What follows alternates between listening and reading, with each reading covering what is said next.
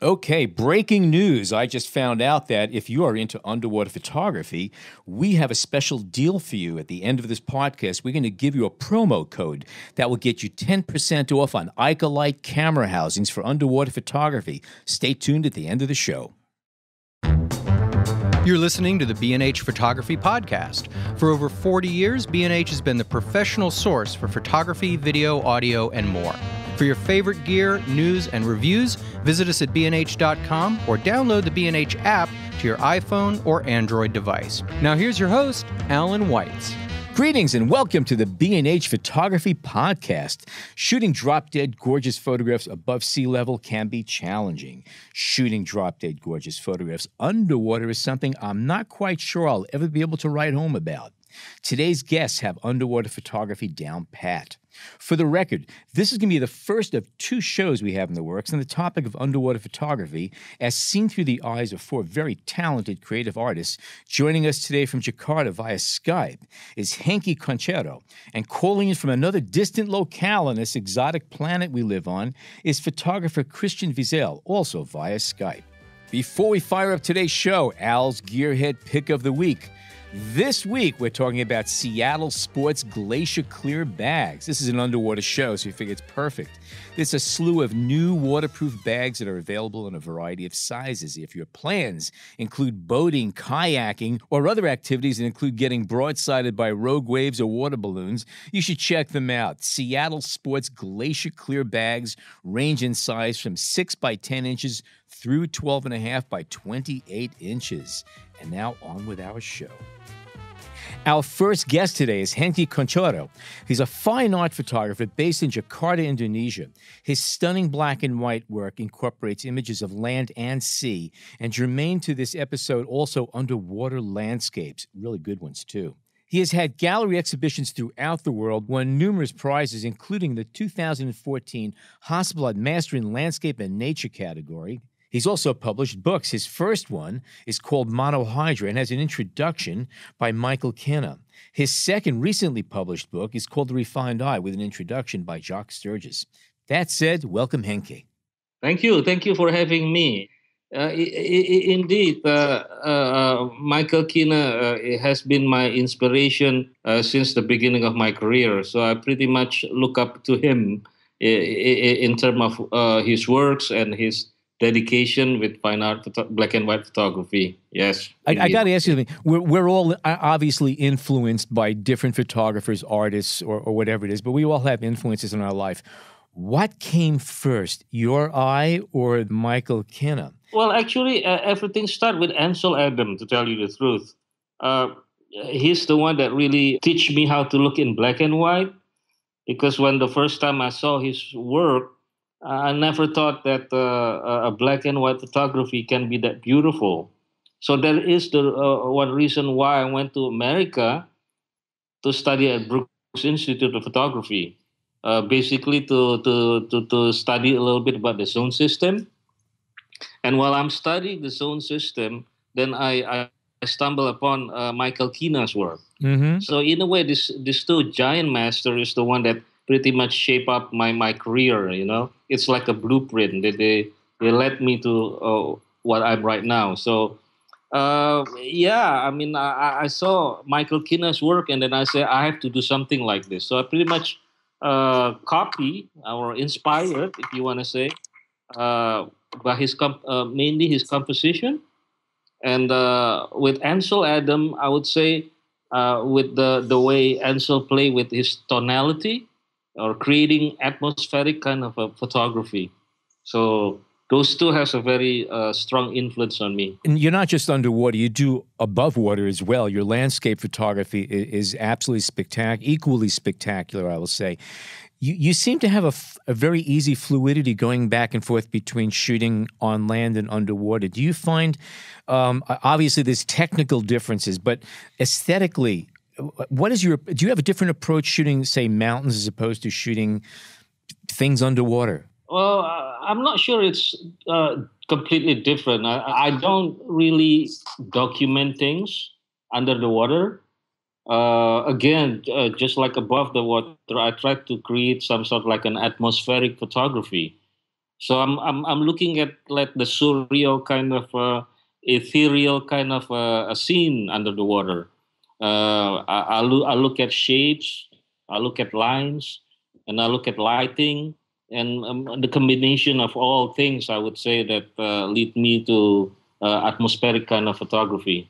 Again, like Ansel Adam, he plays a lot in post production. He did dodging and he did burning, and there's a reason for that. Well, he trying to create, like I said, an atmospheric kind of photography.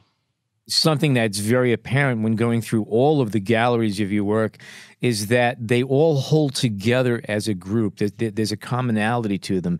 And it has to do not only with composition, which is something you capture in camera when you're taking the photograph, but the tonality and the mood and the visual dynamics is very, very similar through them. So is it safe to assume that you spend a good deal of time post-production, post-capture, I should say, getting these effects? Yes, I use Adobe Lightroom as well as the Nik software and Nik Silver FX Pro.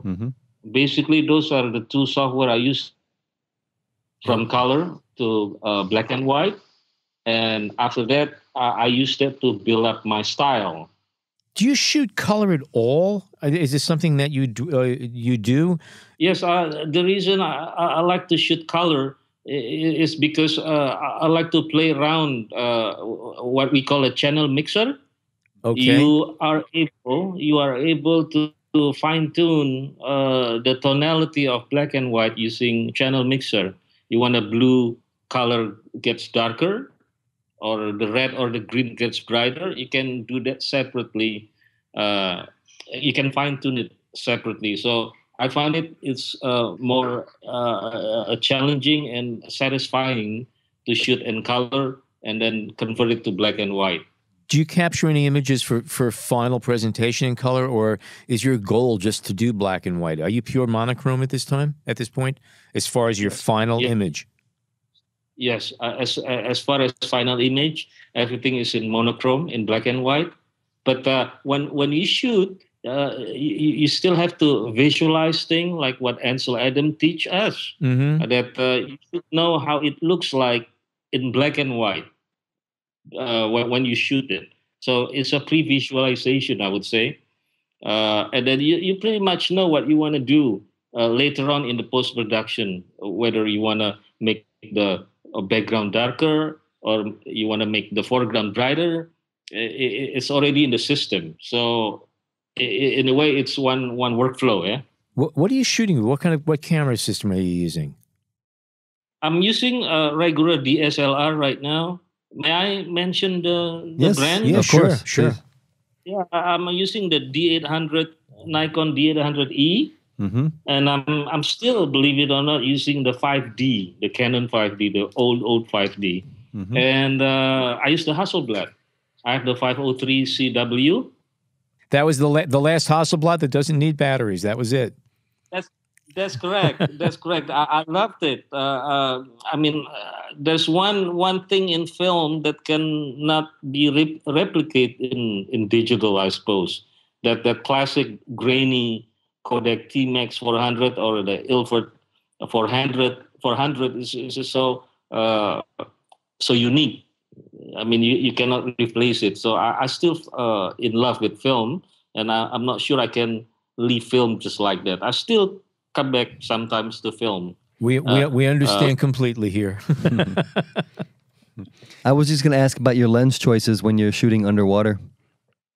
Oh, mostly wide angle. When I use a Nikon D80. That's my very first underwater camera, using a 10 millimeters fisheye lens. Oh wow!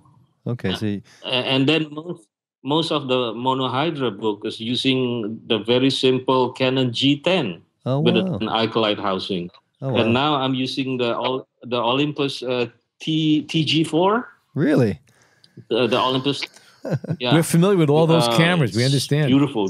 It's a simple camera compared to all the professional that goes underwater. they have the huge camera sometimes. But I found to me, it's much easier to carry such a point and shoot camera, like a small camera.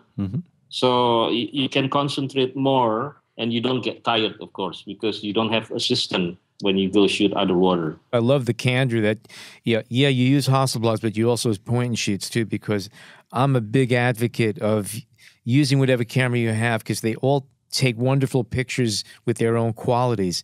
But I noticed when going through your work online that almost everything, I think everything that I saw is cropped square. Now, obviously, that's from your Hasselblad days, but are you carrying that through with everything you're shooting with your Nikon too? So you're cropping. Do you mask off your finder or anything like that, or do you just eyeball it using the grid screens when you're composing pictures this way? I used to zoom 10% bigger. That's my rule of thumb. I just make it a little bit bigger. So it turns out that for me, it's so much easier to crop it when it's a little bit bigger. Yes, the subject is going to be a bit smaller, but for some reason, the square just looks perfect. If you do it 10% slightly bigger than if you would like to shoot normal in rectangular format. And of course, this is because of Michael Kina. Yeah, I said I want to be like this guy. I want to be like a master the way he composed everything.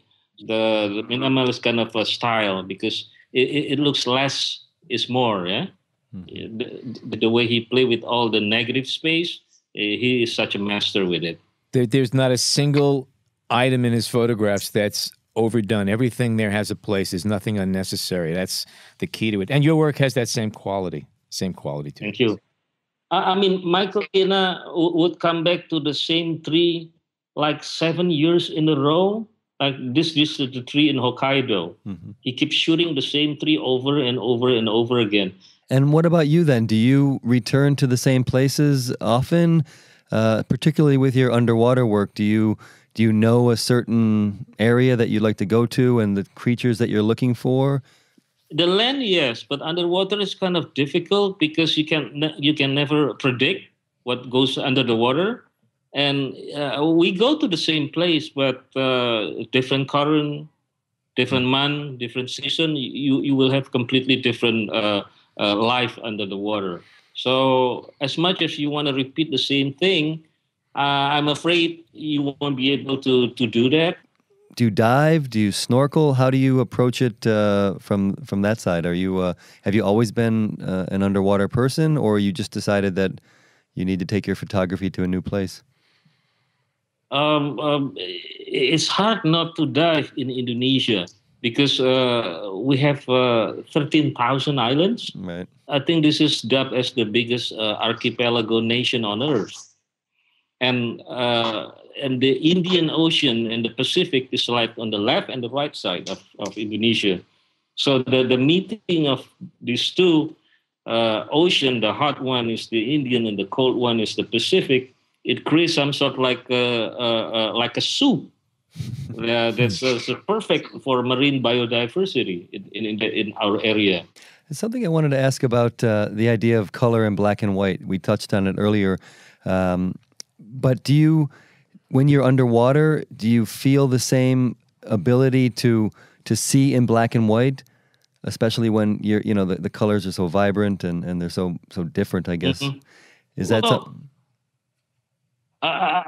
Yeah, I guess when you are underwater, everything is kind of bluish. Well, in the first 5 meters, yes, the sun still can penetrate, but below 15 feet or below 5 meters, everything kind of seeing their color. It becomes monochrome essentially once you get down to that depth. So you already are kind of, it's blue, but you're seeing monochrome, really. Yes, I see monochrome. That's why I search for texture, maybe. Right. I'm looking for a certain shapes and the lines, maybe. And I'm looking up all combination together. I love to shoot bubbles. I love to shoot the sun. I always look up, and every time I look up, I always blow my own bubble. And if the water is perfect, sometimes you can see the light rays from the sun penetrating through the water. and that creates some like surreal kind of scene. So I look at everything basically, and then I look at things in black and white. So I don't search for color, of course. Right. I don't use flash, by the way. No. No, I not even a light, not a tungsten light. Just completely, just one camera. That's all. 30 meters is the deepest you can go. 90 feet is the deepest you can go, and below that, all you see is just white and blue. So it's almost the same like white and black. Only the black, it becomes blue. So in a way, it helps me a little bit to compose in black and white. There's no distraction of color in there. Right. Whereas if you're the first 5 meters, the sun still penetrates through, and you still can see all the color. That's the difference, I would say. Right.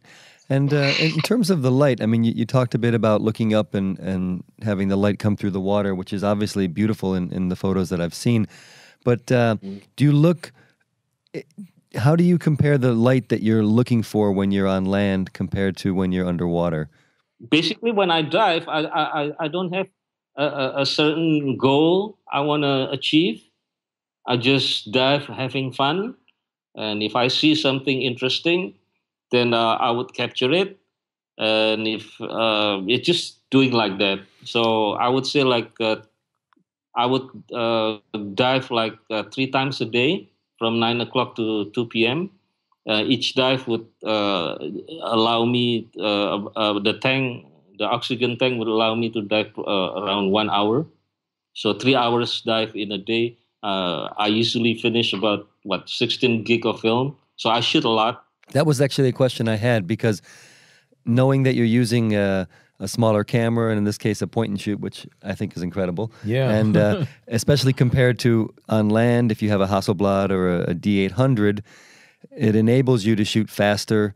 But does that affect? That's right. Does that affect your the way you compose, or do you just shoot and then figure it out in post production? I just shoot, and usually most of again, just like land, you do some pre-visualization. If it's a scenery under the water, then you pretty much know that you what you're gonna do later on the post production. If it's an animal like a soft coral, usually the soft coral has a very beautiful tentacles, like a very beautiful texture in it. So you pretty much know what you're going to do later on in the post-production. Do you dive by yourself? You're not supposed to. I always have a buddy. Yeah, I mean, it's a man-made equipment. It can fail. Right. If you're alone, then you're in danger. So that's the 3 rules that always follow. Is always plan your dive and dive your plan.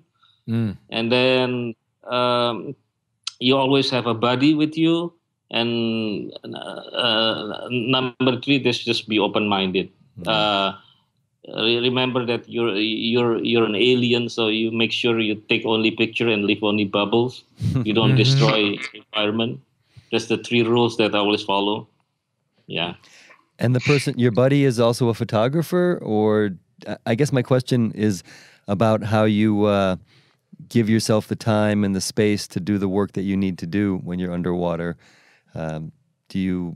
Yes, it's better, because it's going to be very boring for a non-photographer to follow a photographer under the water. So most of the time, my friend are also a photographer. So we know each other. And we sometimes he just stay a couple of meters away from me, and when we pretty much know when to stop, when to search, and when to move again. Somehow we know that, yes. So it's better to have a photographer as a buddy. When you're using the Olympus, the TG cameras, what are your settings? Do you use their underwater settings, and how do you balance? How do you set your camera? No, because if you set it in underwater, you cannot set it in RAW. In RAW, right. Right. Yeah, that's a problem. So I have to set everything normal, because I always put it in RAW, not in the 16 megabyte, but in the RAW plus 16 megabyte. Yeah. And your ISO? You have to put it in ISO. Usually under the water, I use 100, the lowest, because it's so bright under the water. Actually, it's blue, but for some reason I always get about 1 of 60 a second. That's one thing that I don't understand up till now. It looks dark, but I'm getting a reading about 1/60 of a second f 5.6 most of the time. f4 5.6. Yeah. For the past couple of years, I've also been using an Olympus. I have an older TG850, and that's one model below the TG4. And it doesn't do RAW, unfortunately, but it does have a 21 millimeter equivalent lens, and that's why I got it. But it is amazing the image quality you get from these tiny cameras, especially underwater, when you could just trash them, and it's fine. It's okay. The equipment nowadays is just so amazing. I mean, the TG4 with the RAW, and when you open it up, you really have to blow it like a 200% in order to compare, to see the difference with the DSLR camera. Mm-hmm. And the only accessory you need is a wrist strap. That's it. That's right. And you can bang them. You can drop them. Sure. Do you know that the TG4 can get inside the water, I think 15 meters without housing? Yeah. Yeah. Actually, the truth of the matter is it could actually go down deeper. The limit is actually the water pressure pushes down on the buttons of the camera and sort of shorts it out, but it actually is waterproof much deeper. It's just that the buttons no longer function. That's what's stopping you. I see. So I ended up buying the housing. So that's a double whammy for safety, right? I mean, you cannot go wrong there. And can you talk a bit about, I know you mentioned you used an Icolite housing for the Canon G10. Yes. Is there anything else that you use? Any other underwater accessories specifically? No lights, no flash. Just camera and the housing. That's it. I don't want to think too much under the water. I just want as simple as possible. And are you always thinking the final product will be a print? If people wants to buy it, then I'll print it. But most of the time, it's for web, for promotion in the web, Facebook, for social media. Do you always print at the same size, or will you custom print sizes? I did 3 sizes: the 17 by 17, 24 by 24 inches, and all the way to 1 meters. This is maybe a vague question, but can you just talk a little bit about the difference between shooting on land and shooting on water when you're thinking like an art photographer, when you're thinking mostly about composition and light, and you're not worried so much about chasing down an animal or anything? How do you approach those two, and what can you talk about in terms of the differences? Not much in difference. I would say I let them show me. I let nature dictate me what to take. Once it reveal herself, then I should know how to compose. I just let things develop. I never search for a certain thing. If I find it good, I'll take a picture of it. If I don't, then I'll do it later. Mm-hmm. So it's kind of abstract how to explain it. Yeah. Just let things develop for itself, I would say.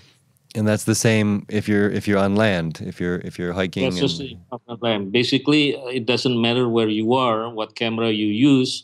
If the approach should be exactly the same. All right. Well, Hengki, thank you so much for joining us today. Terrific talking with you. Again, I'm going to just keep gushing about your work. And for our listeners, if you have not seen his work, you should definitely check it out. Hengki, what's your website? Can you tell us so people could look it up? Yes, it's www.hengki-koentjoro.com. Okay. And for the spelling, come to our site. You'll see it right there. Yeah, we'll put a link. It'll all the links will be on our site when this podcast goes live. And what are you working on next? Yes. What is your tomorrow project? I'm looking at global warming. Mm-hmm. a lot of islands get disappeared because of the rising of the sea level. So I'm documenting, especially in the north coast of Java Island. I live in Java Island, so it's just right next door to me. So I've been shooting a lot of documentary. I would say documentary photography is more like photojournalism more than fine art. Mm-hmm. Although the approach kind of fine art, I do long exposure, but it's more like documenting people that get displaced from their house. I mean, cemetery that's in the middle of the water, in the ocean, that kind of thing. How long has this been evident that the islands are vanishing? How long has it been going on by you? Well, I used to see a house 1 kilometers away. Now the house is gone. And now the ocean is about 1 kilometers inland. So it's happening. It's real. The global warming, I would say. I mean, I see it myself. I mean, normally we don't get a tornado in Java Island, and suddenly for the last 5 years we see a lot of tornado, and then we see a lot of coral bleaching in when I was diving. So that's the very sign of global warming. Yeah, it does exist and it's real, and I saw it, and I'm documenting it. Well, we look forward to seeing the efforts of your work, and if anyone can do it, I'm sure you're the person for the job. Hengki, thank you so much for joining us today, and look forward to seeing more of your work. Thank you. Thank you so much, John and Ellen. We hope you're enjoying this edition of the B&H Photography Podcast. Send us a tweet at BHPhotoVideo, #BHPhotoPodcast. Christian Vizl is an underwater photographer based in his native Mexico. His work blends wildlife photography and art photography into beautiful imagery with a serene sensibility in which creatures of the sea seem suspended, almost motionless. His work is equally captivating in both color and black and white, and has appeared in many publications including Sport Diver, The Times of London, and National Geographic's Blue Hope book. He has also won numerous awards for his underwater work, including a 2017 Sony World Photography Award. Christian, welcome to the show. It's a pleasure to have you. We were looking at your photographs. Needless to say, we were looking at your photographs very carefully, and your work is really beautiful. One of the first questions I have for you is, what came first for you, your love of nature and underwater, or your love of photography? Where did you start? Thank you very much for the invitation. It's a pleasure to be here. And I mean, as back as I can remember, I have always loved nature, and especially the ocean. I can remember, when I was very young, my parents took me to vacation on the beach in Mexico. And I would just sit in a beach, completely by myself, and just look at the ocean and imagine what would it happen if suddenly all the water would just disappear, but all the animals would stay in the place wherever they were. So I could go inside the ocean and walk through it and see where all the animals were. That's one of my first childhood dreams. And I think photography came later. My love for photography, I think it came especially because of Ansel Adams. I remember just looking at his images of landscapes in black and white, and got me fascinated. And I think I got my first camera around 15 years old or something like that. Yeah, but definitely first it was the love for nature. And when did you first start shooting underwater? That came actually very, very late in my life, and because I knew even as a kid, a young guy, that I would love diving, and I saw all these beautiful documentaries by Jacques Cousteau, and I was very inspired by him.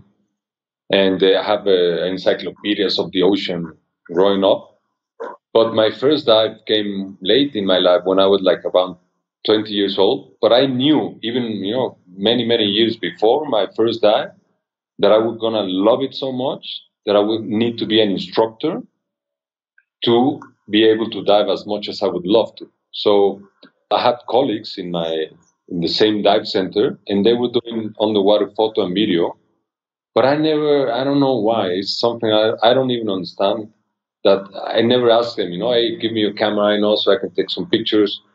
So I was just doing my thing on the water, and I was taking pictures, but above water. And then many, many years later, around, I don't know, in maybe 2009 or something like that, doing a dive trip to Belize with a friend. He's a cinematographer, and we were underwater, and then suddenly he just gave me his camera, and I thought he needed for me to, but it was a video camera, and I thought he needed me to help him for a little while, but then suddenly he left. He left me with his camera. So I just turned it on and started shooting some video on the water, and had this whole new experience, of diving. And I loved it, and that was the first time I felt the bug, and the need to get my own camera and start shooting on the water. And when I did it, two of my greatest passions just came together, and from then I just hit it off, Yeah. What do you find to be one of the more challenging aspects of shooting underwater as opposed to shooting above water? Logistics and money. Well, talk a little bit about that. I mean, talk about a little bit of your preparation and how you go about a shoot. Do you always have one goal in mind, or do you kind of just get underneath there and then figure it out? And also, how much money do you have to cover the camera with to make it waterproof? Yeah, that's actually the most expensive item in underwater photography, the housing. Yeah, it can be way more expensive than the camera itself, yes. I still have the exact same camera that I started to take pictures with. I haven't changed it. Which is? It's a Canon 5D Mark II. Ah, okay. All yes, right. And I bought that one at the time because I had another friend in Mexico City. He was some president of cinematographers in Mexico, and he's very technical. So I asked him, hey, what camera do you recommend? Because I want to do this, and this. And then he just said Canon 5D Mark II. So I didn't ask why. I just went and buy it because I trusted him.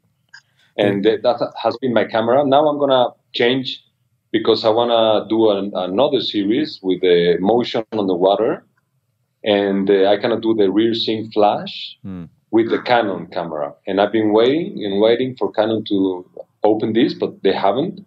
I can just shoot, with the curtain at the beginning of the shooting, and that doesn't work for me for movement. So I need to change now. Yes, because of that, and because it's a fine camera. And so I'm sorry, I just went off. What was the original? No, that was good. Actually, that was fine. While you're there, let me ask you a bit more about your gear. What is the housing you use and the lights? And we want to kind of cover that also. I've been using also the Aquatica housing. They're made in Canada, and they're fantastic. I haven't had any problems in I don't know, 7-8 years. It's a fantastic equipment. I've only serviced it once. I'm not very good at taking care of my equipment, but they are really strong, and I love it. I have the 15 fisheye lens, and then I have a 16-35, which is like the one I mostly use. For macro, I have a 100 millimeter. But now I think I'm going to also start using a 16 millimeter macro because it gives you better flexibility. It's very hard to focus with 100 millimeter on the water. Yeah. And I use also a couple of Enon flashes, underwater flashes, which I love them. They're very small and very powerful and very quick. What was the name of the flashes? It's a brand. They are called Enon. Okay. Yeah, Enon, and they're really good. All right. What's the deepest you go down shooting? How far down do you go before it's just not doable anymore? Well, you can go as deep as you are able to, with your diving experience. And there is a lot of light, You lose a lot of colors the deeper you go. But if you take a flash, then, that doesn't, But usually the light and the colors and not the colors, but the light, the rays and the light, it's very near the surface. So It's very rare that you need to go deeper than, I don't know, like 70 feet, 80 feet. And a lot of my images are just taken with a snorkel gear in the surface, sharks, whales, so many fishes that you can find at the surface. You know, what I find interesting is that when you think of underwater photography, you watch National Geographic, Jacques Cousteau, and all these other people who've just been trailblazers, you think of exotic colors and just color beyond our imagination. Yet, looking at your work, you have some very bold, colorful images, but some of the strongest pictures are actually monochrome in black and white. What's your feeling about that? Yes, because my background, the first role I ever shot in my life was black and white. And I always loved black and white. And I think, you know, to create like amazing black and white images, I think you need to see in black and white the scenery. You know what I mean? Mm-hmm. I mean, obviously you're looking in color, but you need to see beyond that and see the structure that creates, you know, the contrast and the lines and, I don't know, so many aspects that can create an appealing black and white image. And I always loved black and white, so my background is black and white, above water. And I used to develop my own films, but very, very, I mean, just as a hobby, you know, in my bathroom, you know, as a kid. So my first shootings on the water were also black and white. I mean, I shoot in color because of technical thing, you know, it's better to shoot in color and then transform it into black and white in post-production. But you have to be able to see the scenery in black and white, you know, and what does work. Because I also see a lot of photographers that, you know, just take just whatever random picture in color and then, you know, they think it will work in black and white just because you know, take the color out. But in my opinion, that doesn't work that way, you know. So is it safe to assume that when you're underwater shooting, you're shooting color to begin with, but are you seeing the image in a final form as monochrome? Yes, definitely. Okay. And what in a case like that, then, and as I've seen many of your recent images where you have the creatures that seem to be suspended with the light, what light do you look for? I mean, is there certain times of day that you like to shoot, or are you always getting below so you can get some of the light coming down from the surface? Is there certain things you look for when you're underwater? Actually, you know, one of my goals as a photographer is just, you know, to be able to take an amazing picture in any circumstance, because, you know, I think beauty is everywhere all the time. Just need to look for it, you know. Mm-hmm. Mm-hmm. And sometimes the beautiful light can be in the morning, you know, morning rays, but also at midday, you know, the rays are completely different and the light is completely different. But also sometimes it works wonderful in the afternoon. So I'm always open at any time that I'm able to go in the water to look for that particular beauty that I can find in that particular situation. Mm-hmm. I don't like, in my own personal case, to have a lot of expectations, you know. Okay. And I don't want, you know, I usually don't like to go with a mindset of, okay, I want to shoot this and this and this. Right. I want to be open, because if you're not open, then you're missing a lot of opportunities that might appear that that you might not be able to forecast. Mm-hmm.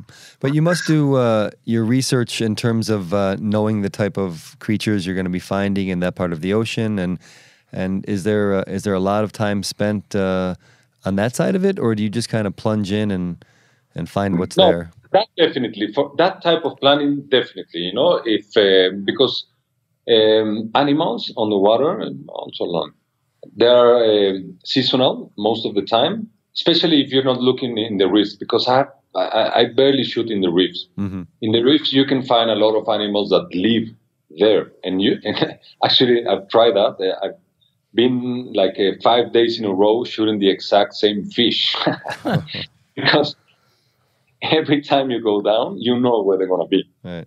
And after a while, do they know where you're going to be?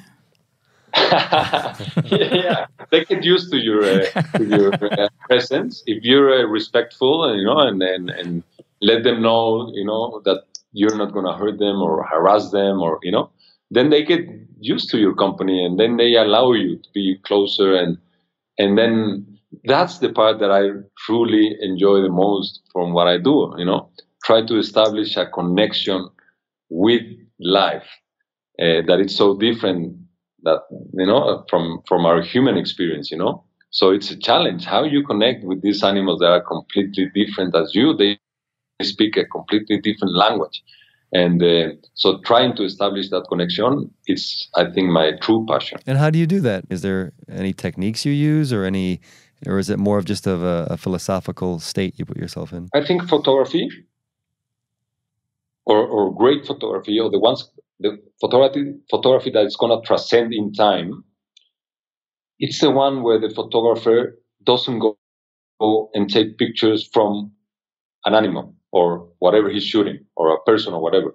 I think the picture, the images that are going to transcend, or a photographer that's going to transcend, is the one who's capable of going, for example, underwater and express through his photography how he felt during the presence of that particular animal. You know what I mean? Yes. Mm-hmm. Mm-hmm.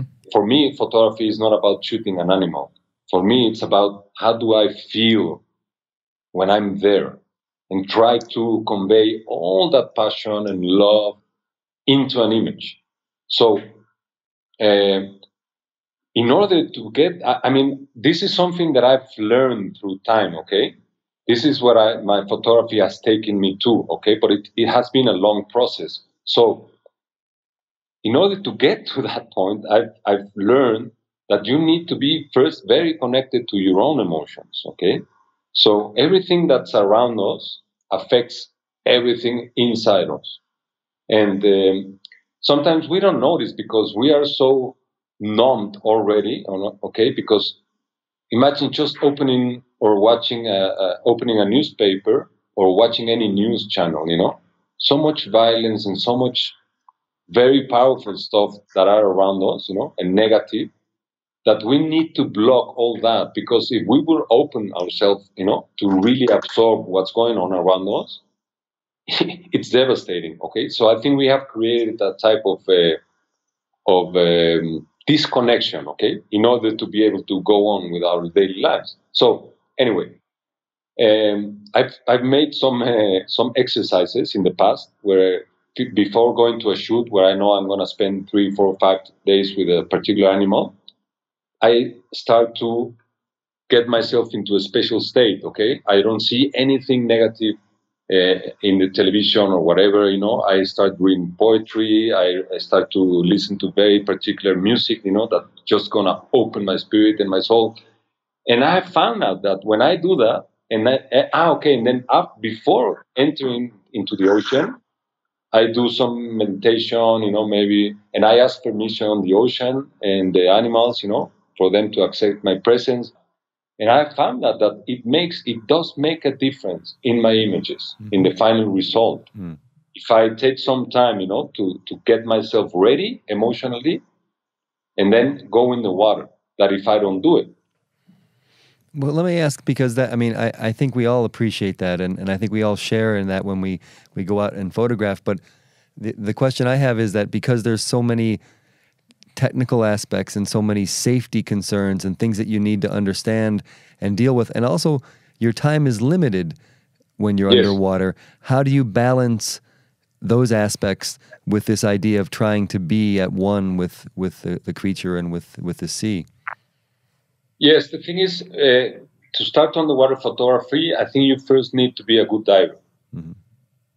Because if you're not a good diver, if you cannot control your buoyancy, if you don't feel really at ease on the water, then it's going to be really difficult to start looking at beauty and to start to connect with your camera and everything else, and with the animal. Because if you're dealing with, all the technical aspects, it's very hard. So you need to first take care of that, be very proficient on the water. And then, because now it's very easy to go underwater, okay? You don't have any fears, you don't have any technical impediments, that are gonna make you, Right. And then once you get that out of the way, you go on the water, and then it's very easy, It's like It's like being above water. You just don't think about it. You know what I mean? Right. You just breathe, relax. And actually, I get very relaxed on the water. That's one thing that I love. And all the chaos that sometimes I feel above water, it just disappears. And do you seek out certain animals, or is it like, let's say, for example, I want to get a photo of a whale shark, and I haven't done that. Do you specifically look for certain animals, or how do you like decide? I mean, is much of your work done on assignment, or is it all kind of based on what you feel like you want to do?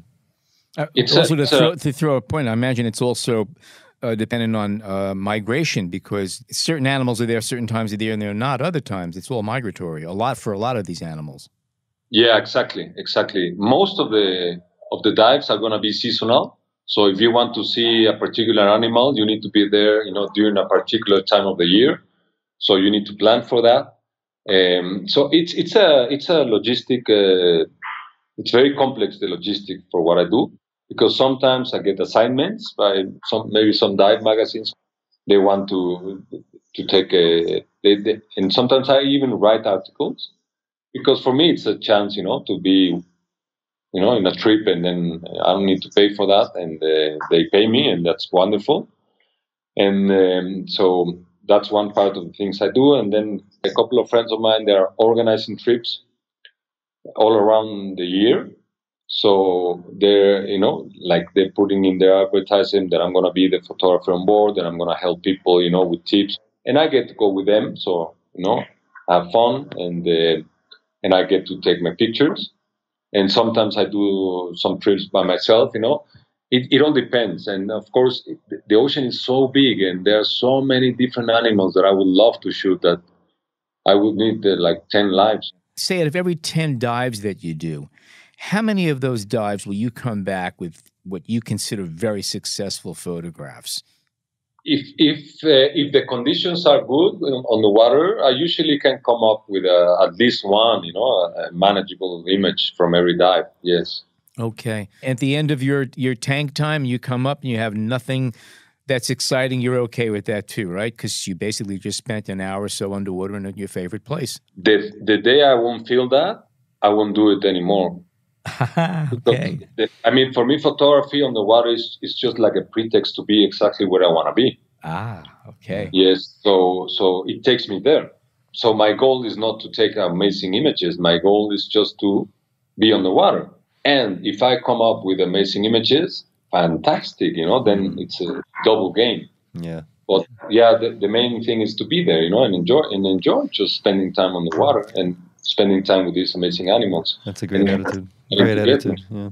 Let me ask you about some of your ideas on composition. And will there be photos that you won't take? I mean, are you somebody who shoots a lot, or are you somebody who shoots very little? And what to you are images that you won't take? Yeah, I think as my photography career progress, I'm taking every time less images, because now I'm more. I think I know a little bit more better than before. What to look for. You're more selective. Yes, exactly. Right now I'm more selective of the type of situation that that I would love to shoot. And so before I was taking, I don't know, maybe 1,000 images every dive, and that has come down a lot, because I find out, with some experience that I have now, that it's not worth it. Sometimes it's just not worth it to be just shooting. Mm-hmm. And but sometimes when everything, like all the animals, the conditions, the ocean. Sometimes when everything works, I can feel it, when I'm on the water, that this is the moment, the perfect moment. And sometimes that's where my greatest images come from very particular times, because sometimes you can go and look for a particular animal and make a long trip or whatever, and maybe you don't find it, maybe the ocean, it's very wavy, and the visibility is not very good. It happens a lot, A lot of variables down there, I would imagine. A lot, yes. But it's great when that magic happens, I can feel that magic as I'm shooting. And then, I sometimes I come up with a lot of very, very nice images. Yes. And that feeling is also amazing. Do you find that you do cropping a lot? Because I was thinking you don't have a lot of control under there. You're floating. Your subject is floating, and you're both moving around, fighting the tides, playing this little dance. I mean, you're trying to get closer, and this animal's checking you out, pulling back, getting closer, and sometimes you get a great shot, but the image is kind of small. So, do you have any reservations about cropping the image to make it the final image that much stronger? Yeah, I mean, it's very hard not to crop on the water because, animals are moving fast, and I don't like to crop a lot. I have a limit where I would, even though it might be a great image, but if I need to crop it a lot, then I won't do it, and then I just say, well, next one. Is that based on resolution and image quality? Yeah, it's a resolution. It's going to lose a lot of quality for sure. And it's not worth it, in my opinion. Sometimes I get the time to do the final composition on the water if I have the time to. But sometimes with the sharks and fast-moving animals, it's very hard. But it's also manageable to at least, give your image an idea on the water. You know what I mean? Yeah. Maybe I can put the shark on the left, or maybe I can put it on the right, or, maybe it's not going to end up in the exact same position, but at least I can manage, I can see it a little bit of the final image, and I can frame for that on the water. Yes. Can you speak a bit more about your other post-processing, especially when you're going from color to black and white, what you use, what programs you use? And I only use Lightroom for post-production. Mm-hmm. And I think Photoshop, it's fine, but I think it's designed for designers, for graphic designers. So I find it very complex, and I don't know how to use Photoshop, and I don't want to learn. So complex. And of course, you can do everything in what I do in Lightroom. You can do it in Photoshop and a lot more. But in my case, I found that everything that I would like to do in an image, I can do it in Lightroom. A lot of people think that my images or some of my images are Photoshop, but actually it's very easy, because if I want a completely white background, imagine a shark and the ocean. That's it. When you shoot it, the ocean is going to be blue, and the shark is going to be whatever color the shark is. Okay? Right. Usually it's going to be some grayish. So there are two colors, okay? They are not the same. So when I translate it into black and white, then I have a light gray and a darker gray. And this is the trick. Above water, you might only have one good exposure in order to get your whole scenery just perfect. Lighting wise, it's one setting to get a good exposure. But on the water, you can have up to 7 different steps to get this good exposure. So if in my final image, I want my background, my blue, to be a very, very light gray, almost white, then you need to shoot for that. You need to expose for that, for a very, very light blue. Or in the contrary, some in my images, you see the blue is actually black. Then you need to expose for a very, very dark blue. And then when you translate it into black and white, then you just go give that particular color, the blue, more light or less light. Just take or give some light. And that's it. Okay. The sense of suspension and of the animals floating kind of in this almost... it's not even seems like water, that there's nothing you add to that in post-production. That's just simply the composition and the lighting, really. Yes, that's it. No, nothing in post-production. No, I don't take or put anything in my image yet. Right. Let me ask maybe really quickly, what are the settings you use on your camera, like in terms of your ISO, your shutter speed, and even the white balance? How do you establish your settings with the Canon?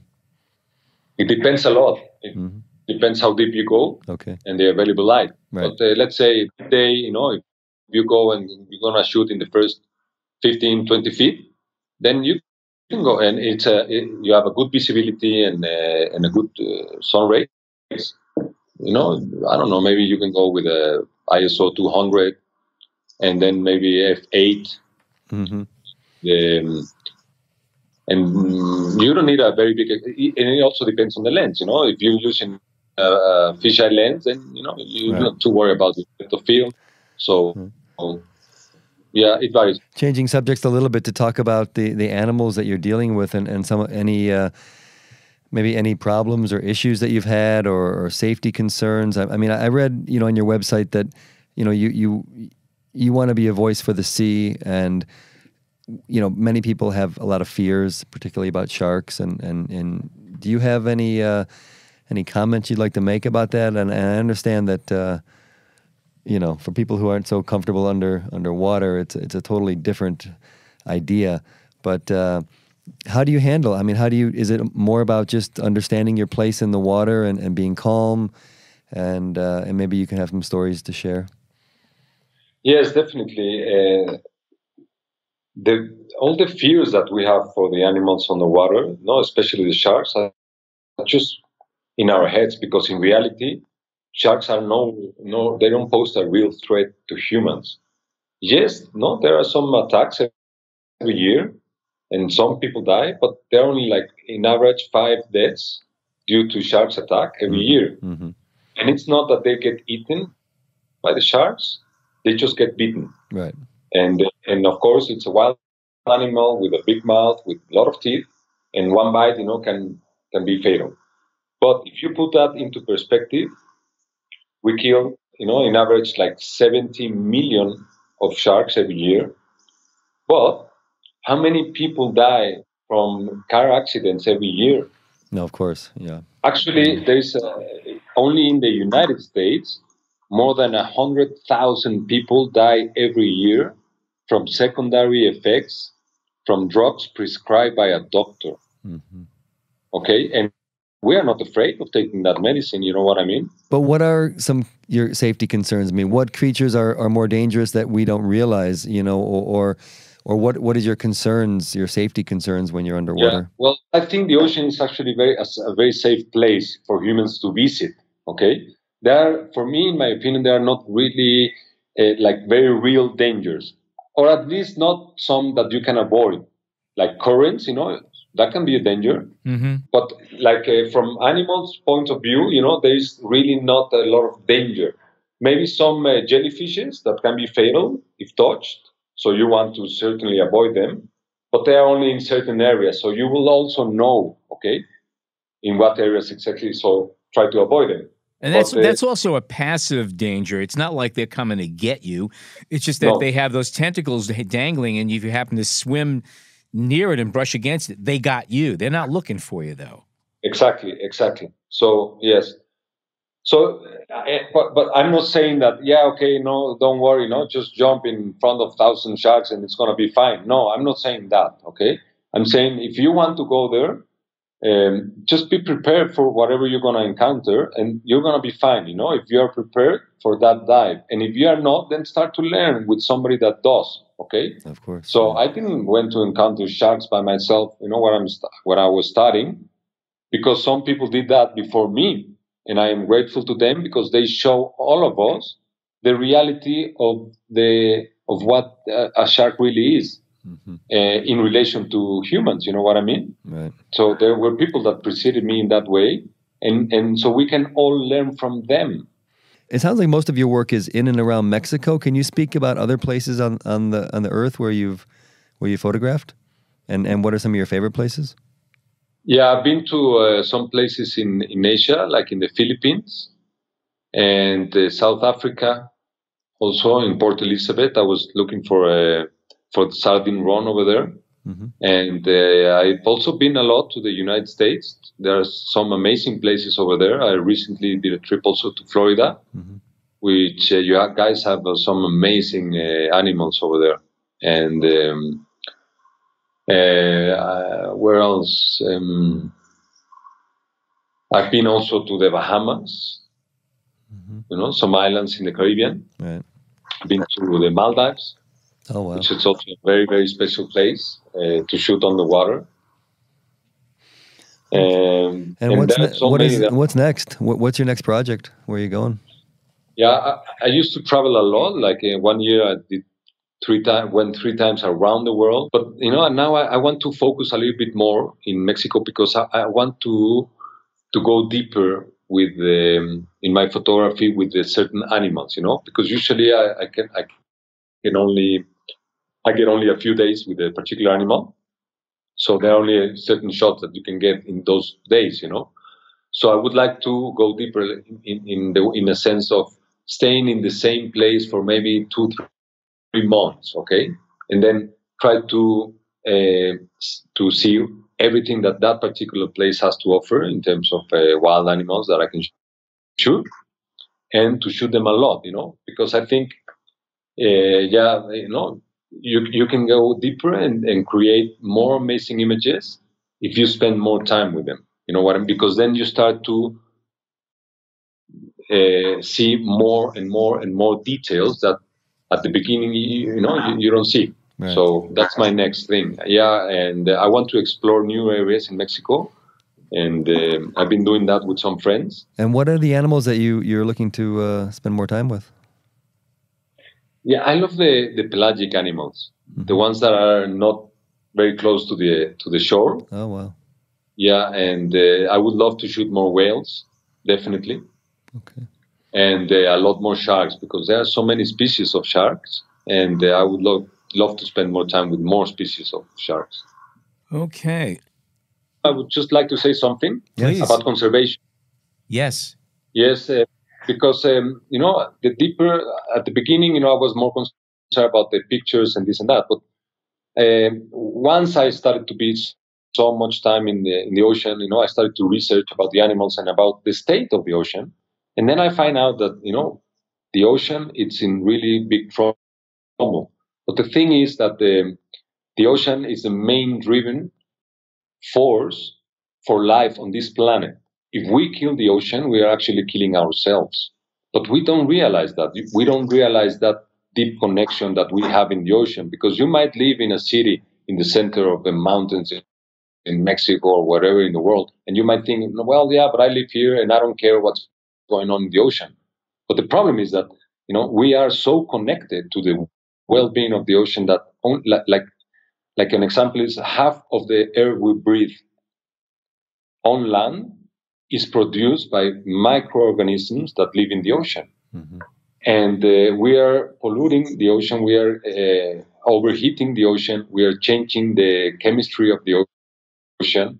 We have done so many chemical stuff and plastic, and that we are literally, and we are overfishing all the life in the ocean, that we are literally killing it. So now, after opening my eyes to this very, very sad and tragic reality, now it became clear for me that my images needed to have a higher purpose.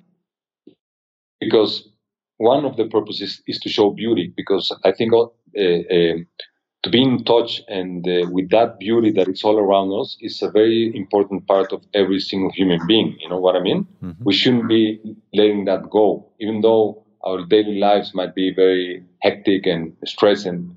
But I think it's very important for humans to be able to appreciate beauty everywhere. And that was the first goal. But now my second and higher purpose is to bring a message to the people that are going to be looking at my images of conservation. So I wanted to talk a little bit about that. I think it's very, very important for us humans to see that reality and start doing something about it. Let me ask, do you think you need to change your style of photography to do that? Do you think you need to go more toward a documentary style and away from what we might want to call an art and wildlife style, or no? Actually, in my images, and this is a conscious decision I made long ago, there is nothing that will show you all of these problems that I was talking about. Because there is a lot of people that are doing that, and I'm grateful for them. But sometimes if we overdo those images, it can also create people to react in a way that say, okay, I don't want to see that anymore, because it's very hard to deal with them. So I think something that can also initiate change in humans is through love and compassion. Because if we fall in love with something, we're going to try to protect it, okay? So my images are aimed to people see them and to fall in love with all this magnificent life, I'm trying to show you this beautiful marlin, okay, in all this splendor. If you want to go a little bit deeper, maybe open our eyes to also that reality that it's very important for our life that all these animals stay healthy in the oceans, because they all have a particular role in the whole ecosystem that we are dependent upon. So hopefully people will start to open their eyes to that reality. Points taken. If people would like to see more of your work, your website is? It's christianvizl.com. Okay. Okay. Is there an Instagram account, or do you have that as well? Yes, Christian Vizl. Easy to find. Vizl. Vizl, by the way. So, and his work, if you haven't seen his work is absolutely wonderful. Okay. Well, Christian, thank you so much for joining us. Okay, folks, you stayed with us. We're going to give you a great promo code. Earlier in the show, we mentioned that we have a special deal on Icolite camera housings for underwater photography. 10% off to be specific. When you find the Icolite housing that suits your fancy, when you check out, enter promo code BHPodcast17. That's BHPodcast17 in the promo code box. This special promotion is valid from May 25th through June 15th. Again, all you have to do is go to our site, pick out an Icolite housing that you like, write BHPodcast17, that's BHPodcast17 in the promo code box, and you'll get 10% off on your order. How's that? Okay, that's a wrap on another wonderful show. Do keep in mind that we are having a second underwater photography show coming up in a couple of weeks, so stay tuned for that. In the meantime, on behalf of John Harris, Jason Tables, and myself, I'm Alan Weitz. Thank you so much for tuning in today.